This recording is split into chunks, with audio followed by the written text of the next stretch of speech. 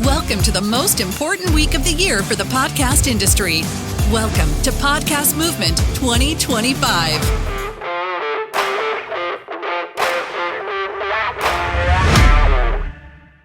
Hello, my name is Elsie Escobar. I am the Director of Community and Content for Libsyn. With 19 years of podcasting industry and digital media expertise, I've been around the block for a few times. I have so much content to cover here today that I'm keeping myself on point because as podcasters, you know, we tend to talk a lot, and I really don't.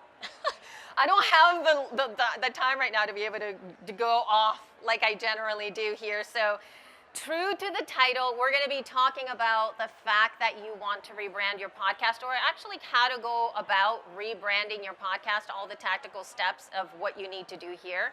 And this session, I crafted this session for folks that had been around podcasting from 5 to 10 years that were looking to rebrand. Now, if you haven't been podcasting for 5 to 10 years, or you're a little bit newer or anything like that, you'll still apply a lot of this stuff. And it's also aimed at creators versus brands. So if you happen to have like a company podcast or anything like that, it's not totally for you, but at the same time, you can find all kinds of support as it pertains to rebranding your show.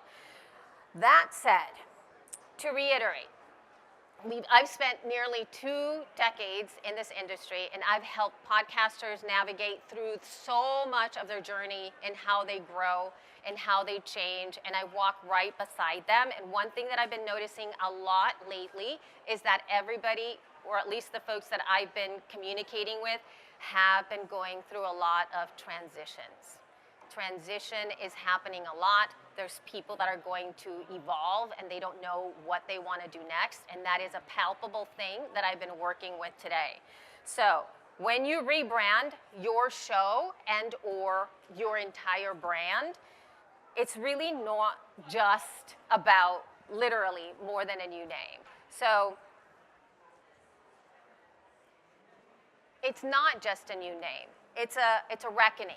It's really when that moment when the work that you built no longer aligns with the thing that you were wanting to do before, who you are today. That's not just a strategic challenge, it's actually an emotional one, at least for a lot of creators when they're going through lots of different things like that. Because identity, your identity, is at the center of your work. And a lot of podcasters, a lot of creators really pour so much of themselves into it, letting go of history, letting go of those late nights, letting go of all the work that you put together. It's really, really hard. And thus, then there's your audience, right? The audience is the other side of it that keeps you sort of like, oh no, am I gonna let them down? Which is not something that you've wanted to do. They've trusted you, they've grown with you, they've evolved with you, and when you change direction, what are they going to say? So that's the canyon that we need to really cross as creators here. You're not just asking yourself to evolve, but you're asking your audience to evolve as well. And finally, the legacy of it all, right? All the years, all the episodes that you put out, all the time that you've spent crafting something so close to you that maybe doesn't feel good, but you still have it working for you. So in this session, my goal is to be able to help you navigate through all this stuff, get to it, be very clear, be courageous, be strategic, and have a plan to be able to go through all of this stuff. Like I mentioned before, I like how I'm pressing the button and not this. Okay. Like I mentioned before, that it is an emotional journey, but before you can do anything else, you have to make this mindset shift. You have to move, because being a content creator is active. It is an active thing. You are doing things, but it's also reactive, because you're responding to your own feelings. You're asking yourself, should I change? Should I not change? I don't know what's going to happen. I don't know what my first step is. So it becomes a little bit more of an internal thing. And also, you have the outside coming into you too. There's the noise of the algorithm, shifting formats. Should I do that? People asking you for things that maybe you're not really willing to do at that time. So you've got all of that happening as well. So that creator mindset kind of keeps you in that place of reactivity, and we don't want that to be the case as you move forward. So, but for the rebrand, you have to start with a new positioning of who you are now, moving from creator to media director. And that's just you. It's a mindset shift. And the minute that you start to put that new hat on, you're actually more in a literally 50% of the way there when you just shift that moment. Because being a media director is proactive. It's strategic. It's still passionate, but you're not moving from a place of emotion when you're doing that. You're looking at the goals and with clarity, and again, once again, strategy as you move forward. As a media director, you make clear strategic decisions, even the hard ones, because you know where you want to go. So that's super important for you to start with that. Once you make that mindset shift, then the rest of it becomes a little bit easier. So let's look at this. This is phase one. We're going to spend a little bit of time here. Phase one is all about the strategy and the foundation, and it has the 4 steps here. You have the pause, you audit, you redefine, and you clarify. This is where we ground your rebrand and your vision and intention as you move forward. It's the deepest, most important part of the process. So we're going to be spending a little bit of time here. So step 1, you have to schedule a triage phase. And I can already hear some of us kind of react to that because we get very attached to production schedules. Oh, but I've always done it this way. Oh, but my audience is gonna, I don't know, are they gonna go away? Am I gonna lose? I'm telling you, there's no way that you can continue forward fixing things and doing things at the same time. It just doesn't work. There's no way to do that. You have to pause in order to realign yourself. So what do? You can actually go from like 4 times a month to 1 time a month or to 2 times a month. You can re-release content on your feed just to keep moving forward, to keep that momentum, or you can straight up tell your people, hey, I'm going to be gone for about a month. There's going to be good things happening, and you move forward from there. But you make sure that you talk to them at this time. Then we get to step 2. Step 2 is auditing your work. And it's what I call the moment where you really start to look at what your core conversation is. That's what I call it here. So what is that? What is that? The threads that run through everything that you create. So that's your past episodes, some social media posts, your notes, even conversations that you're having with your friends and things like that that keep on coming up. You gather materials. So you gather materials from the last year, essentially. You kind of like sit down and do a little bit of an audit of all the things that you've done before. You look at your episodes. You look at your show notes. You look at your newsletters. You look at your social posts. You don't stop there in terms of the things that are coming from your brand, but you also do that internal thing for the things that you are super curious about. What are the articles that you've saved? What are things that you are writing in your journal? What are those things that you write in your notes app that you're totally putting in there? Gather all that stuff together, and then after you have it all there, collect 10 to 15 of the ones that you're like, wow, this is like hitting. This is hitting. It's the biggest, most resonant things. Keep those handy. And then after you draw in the 10 to 15 things, then you highlight about 5 to 10 of those, like words, language that you see that are really resonating with you, and just keep them there. You start with that. You start with that realigning the sort of the auditing of your core conversation. So, and then you start to write what I call a guiding statement. I'm going to give you a template. I'm going to say the template, but I just want you to know that we do have a blog post that you're going to be able to read all of this information afterwards. There's going to be a QR code at the end of the presentation, so don't worry if you don't get this, okay? So the template is this for your guiding statement. That's based on the language that you figured out, right? Here it is, quote, my podcast or my work helps, and then here's where you insert target audience. I'm going to make this this movement whenever you have to put in your own stuff. 2, achieve the goal and that you put in there by your unique perspective, end quote. Now, using me as an example at this point as I'm presenting this to you, here's how I would craft that.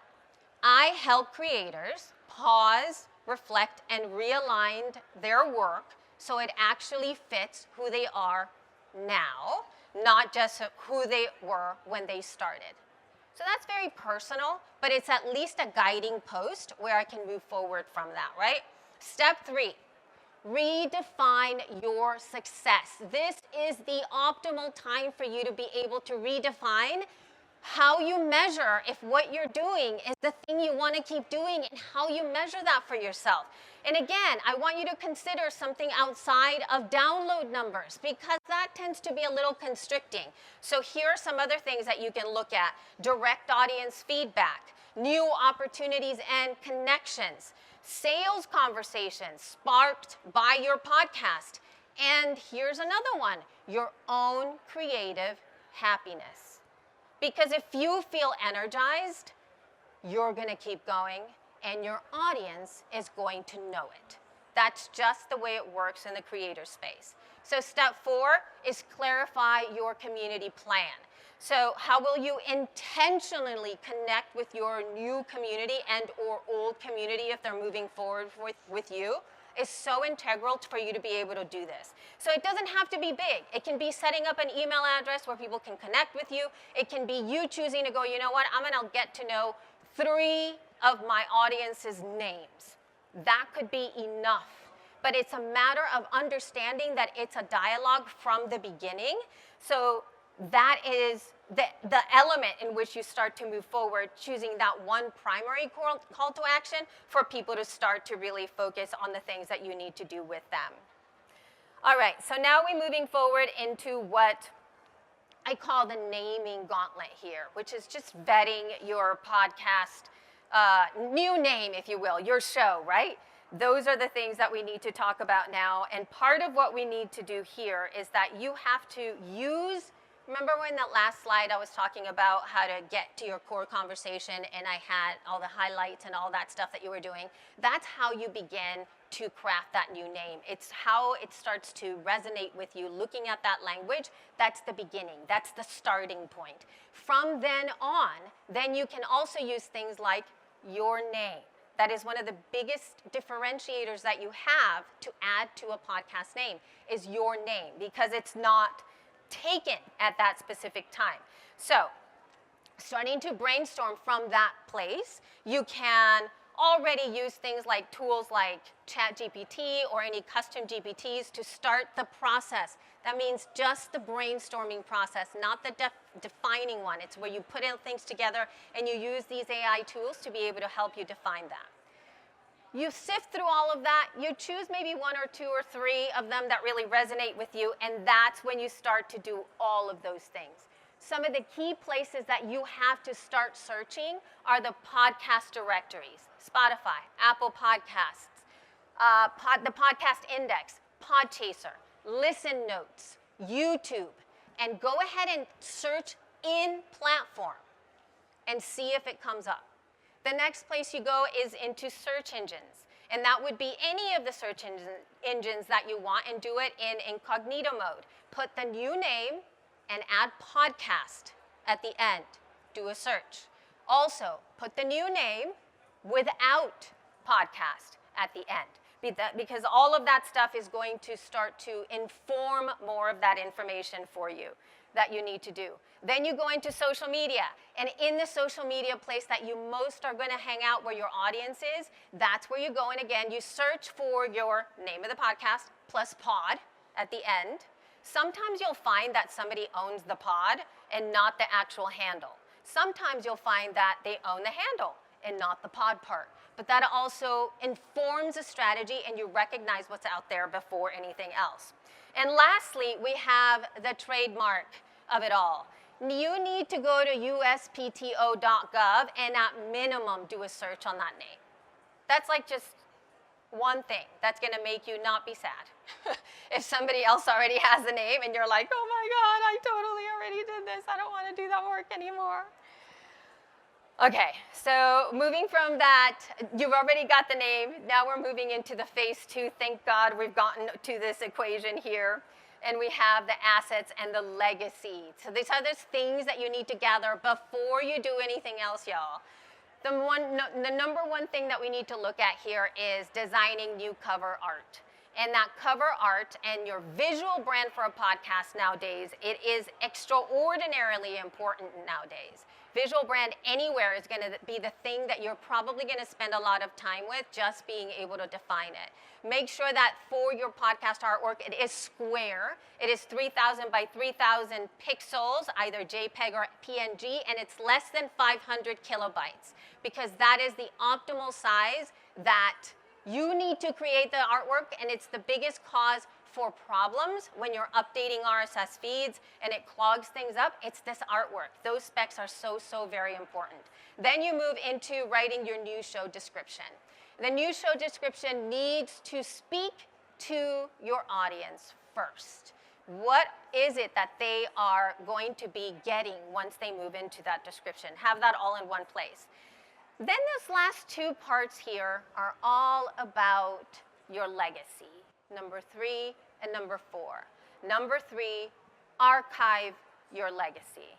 That is not on anybody else. That is on you. You need to be able to download your back catalog and or put your older episodes into a hard drive, into Google Drive, into Dropbox, into something like that, because nobody else is going to be keeping an archive of the stuff that you've done. It's up to you to be able to do that. All of the RSS feed XML file, you can actually download it. There is an app called Podcast Archiver. Unfortunately, it's for Mac only. It's around $9. You're able to actually download everything that has to do with your legacy content, with your podcast content as you move it down, so you have that.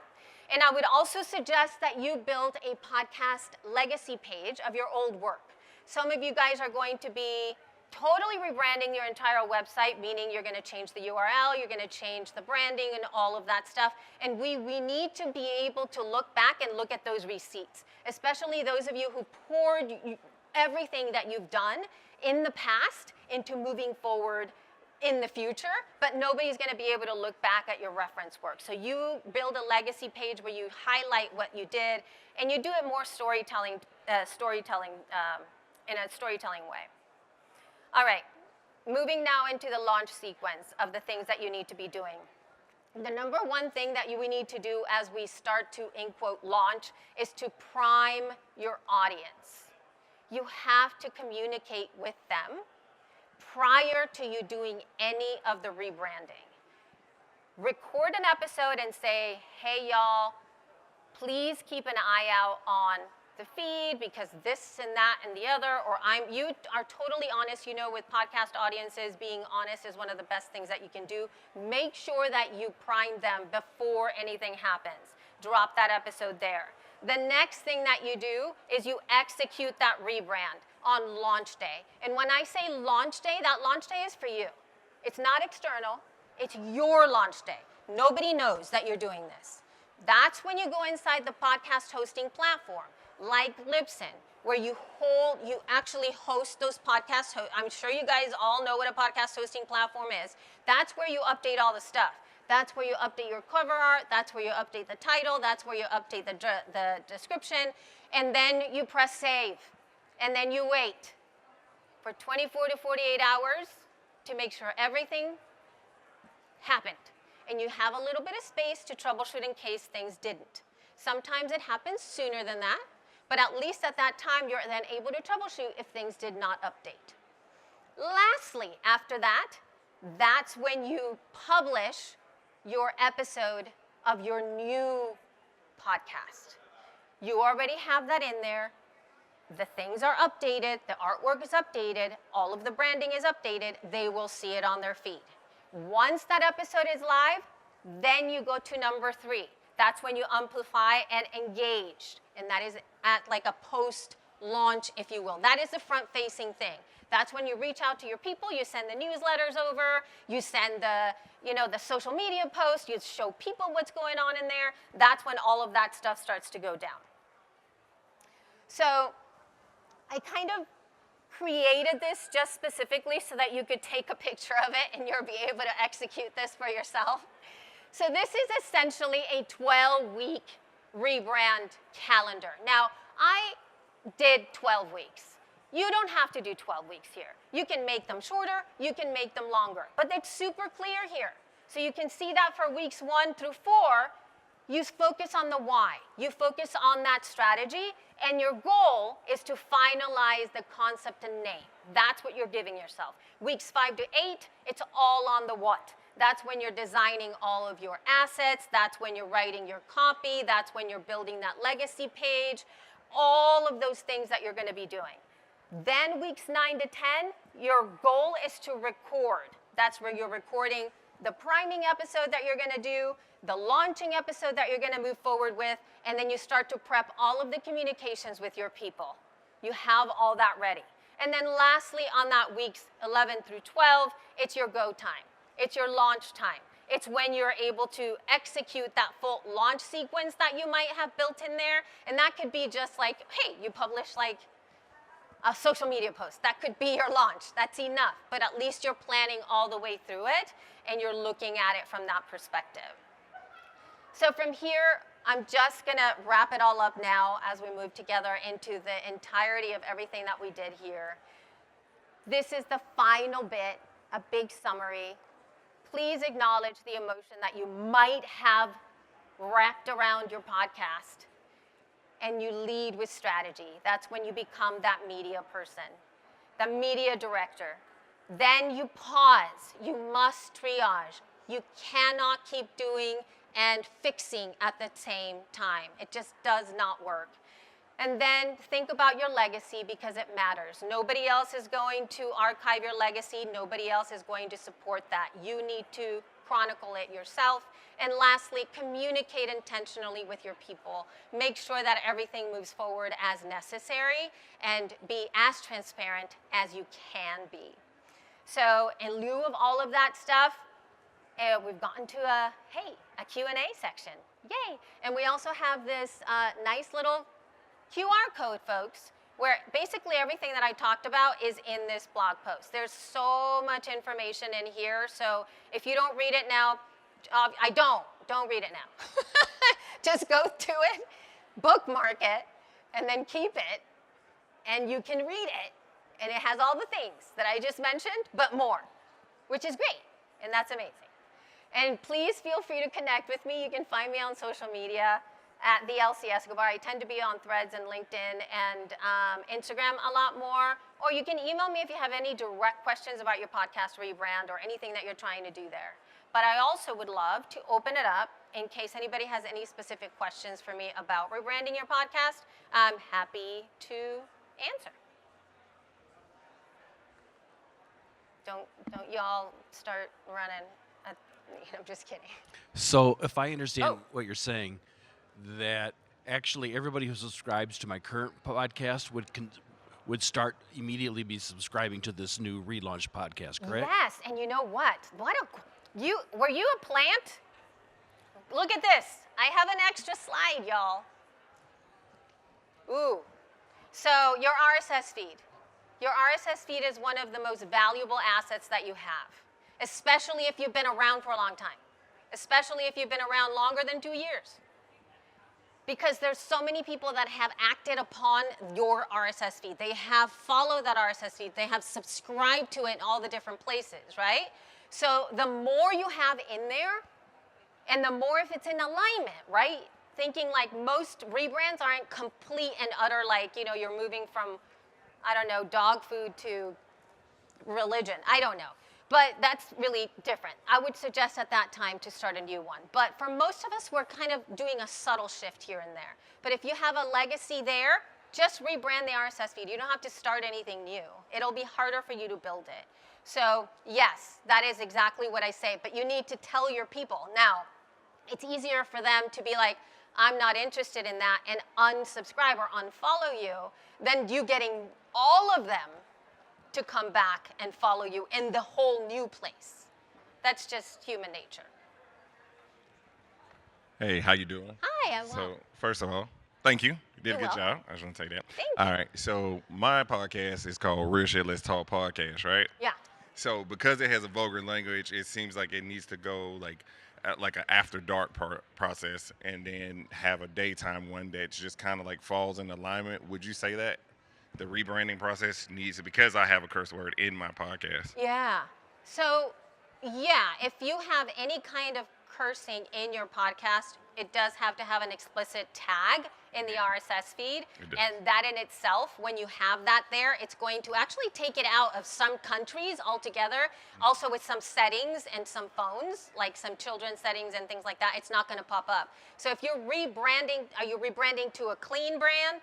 No, just dropping that one down to a lower, to like after dark special, right? Because what is happening so far as like, I mean, I've gone viral, everything like that, but it's not it's more of a controversial type of podcast. Yeah, yeah. And so, but because it's called Real Shit, that leads to Oh, that part right there. yeah. I've already got a sponsor before and got that, did that, and I'm getting headway of getting like overall like over $200,000. I mean, 200,000 followers, Uh-huh. all in a conglomerate. But to move further into scale, they unless I have like more viral moments or I make so much money from it doing it, then I wouldn't have to worry about the name. But because of it, I feel like more so I have to rebrand it and lower that down to an after Patreon type of ordeal, I and see what then you're come talking up with about. something that would be in alignment. So like Yeah. maybe like Real Grit, and we stick, Yes. like, you get what I'm saying? Yes, absolutely. You definitely can do that. Changing the name as a whole without having the profanity right front and center is going to open you up to a lot more sponsorship deals or a lot of visibility, because a lot of people just immediately kind of not dismiss you, but they just don't put you up front because the title, it's a little like, oh, I don't know if I want to have that there, right? Yes, So yeah, you could definitely do that. Okay. Thank you. How you doing? My name's H. Lee. That's me. Definitely enjoyed this. It's been really informative. My question is, I have a podcast. I started it in 2019. I had it going for like 2 years, and then I was in an accident. So then I went on hiatus. Bringing it back now, but the podcast itself was called H. Lee. That's me. Life, Music, and Living Brown. Now that I'm bringing it back, during that time I got into comedy, and I have talk show and stuff's coming up. I was thinking about dropping the Life, Music, and Living Brown and just the H. Lee, That's Me podcast. I just wanted to get your opinion. Yeah, on that. do that. It's a lot more expansive. I love names where it feels like you could do so much more than the thing, right? Because Right. when you narrow it, sometimes it's great to be super, super niche down, like this is what this is about. Right. But for things like you, I feel that you're like an evolving man. Thank And you might just be like talking about all kinds of stuff in your It's show. true, yeah. You know? Yeah, So yeah. having a title like that is fantastic. Okay, great. Thank you so much. You bet.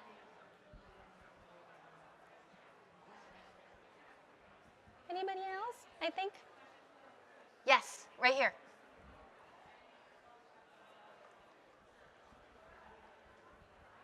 Hello. So Hi. our podcast is going through a slight name change. We're keeping all of the same content. Yes. So would we be better off just updating the RSS feed or doing a complete and total rebrand? If we're You not can planning just on changing you can anything? totally just update the RSS feed. I would suggest to still talk to them about it and possibly update your visual brand and make sure that they know that. You can also like be a little bit more rah-rah about, oh my gosh, we're doing something amazing. You know, and then just have them be part of your conversation. They'll be so excited. Even if it's just a subtle brand, you can still celebrate it and it'll bring more eyes to you. It's just a marketing time. Thank you. Yeah. Can I ask a quick one? Yes, of course, Rena. Is there a way around the explicit marking of your podcast? You can bleep your profanity. You can not use profanity. But that's about it, because a lot of the explicit, sometimes it's not content based. Like, we might think, what is explicit content? Like, what if I'm talking about things that are below the belt, right? Like, is that explicit? But if you're using medical terms, it's not explicit. But maybe it is explicit for your family. Like, you don't want your kids to be reached. You know what I mean? That's a different thing. But for Apple Podcast or Spotify and all that stuff, explicit is like 99.9% profanity. If you're using profanity, that's it. And they will they will find it. So I would bleep it and or like delete it or something like that. Yeah. No way to get around it. I mean, you could do like the whole thing, like you cross the street and like nobody, you know, you're like jaywalking and nobody catches you, but it's still illegal. Like, you could do that and kind of never tell anybody, but if you're caught, you're caught. Yeah, and that's not good. Thank you. You bet. All right. Thank you guys so much for everything. I so appreciate it.